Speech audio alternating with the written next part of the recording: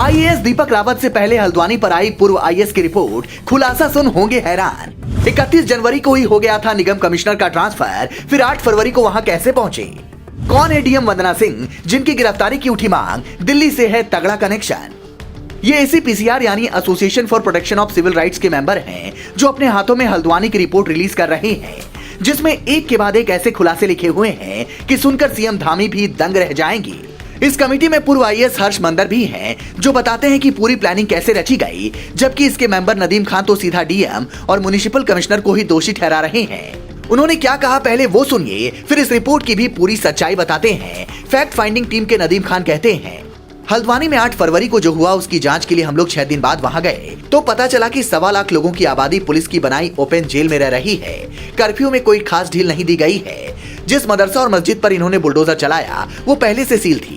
लोग कह रहे थे कि सुनवाई 14 तारीख को होनी है, इसलिए तब तक रुक जाइए, पर ये नहीं माने। पुलिस के रिकॉर्ड से ज्यादा लोग इसमें घायल हुए हैं। हैरानी की बात यह है कि इस केस की जांच वही लोग कर रहे हैं जिनके ऊपर इल्जाम है।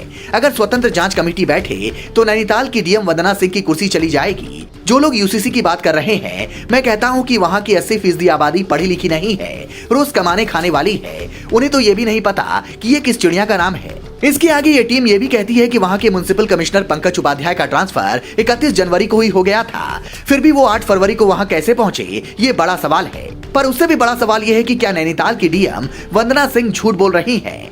उन्होंने प्रेस कॉन्फ्रेंस में कहा कि अगर मौलाना फोन उठा लेते तो इतनी बड़ी घटना नहीं होती, जबकि उनके दावे के उलट काजी शहर कहते हैं कि डीएम साहिबा ने कहा कि सिटी मजिस्ट्रेट ने उनको बताया कि किसी ने फोन नहीं उठाया। काजी शहर का भी उन्होंने नाम लिया कि हमारा फोन बंद था, लेकिन मैं कह रहा हूं कि एक पल के लिए भी हमारा मोबाइल स्विच ऑफ नहीं हुआ।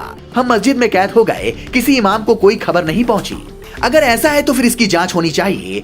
कॉल रिकॉर्ड से तो साफ स्पष्ट हो सकता है कि किसने किसे कब कॉल की और किसका फोन बंद था और किसका चालू। इस मामले की जांच कर रहे आईएएस दीपक रावत हो सकता है इन सारे तथ्यों को अपनी रिपोर्ट में शामिल करें। लेकिन एसीपीसीआर की रिपोर्ट पर कई लोग ये कह रहे हैं कि नदीम खान एंड टीम ने मुस्लिम समाज की गलती छिपाने के लिए नए तथ्य ढूंढे हैं। दोषियों को बचाने के लिए पूरा इकोसिस्टम सक्रिय हो गया है, ताकि सारा आरोप प्रशासन पर डालकर बाकियों को बचाया जा सके। हालांकि ये पहली बार नहीं है। हर मामले में 2 तरह के पक्ष सामने आते हैं, पर सही वही होता है जिसे अदालत मानती है, जिसे रिकॉर्ड में रखा जाता है। इसलिए कुमाऊं कमिश्नर दीपक रावत की रिपोर्ट का इंतजार करना चाहिए। लेकिन कुछ लोग अभी से ही डीएम वंदना सिंह की गिरफ्तारी की मांग कर रहे हैं, पर डीएम वंदना सिंह की गिनती तेज तर्रार ऑफिसर में होती है, इसलिए उनसे ऐसी गलती की उम्मीद नहीं नजर आती।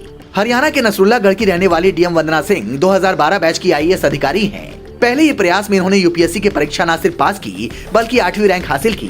पहली पोस्टिंग पिथौरागढ़ की मुख्य विकास अधिकारी के रूप में हुई। जिले की पहली महिला सीडीओ बनी। साल 2017 और 2020 के बीच ये बेटी बचाओ बेटी पढ़ाओ अभियान की ब्रांड एम्बेसडर भी बनी।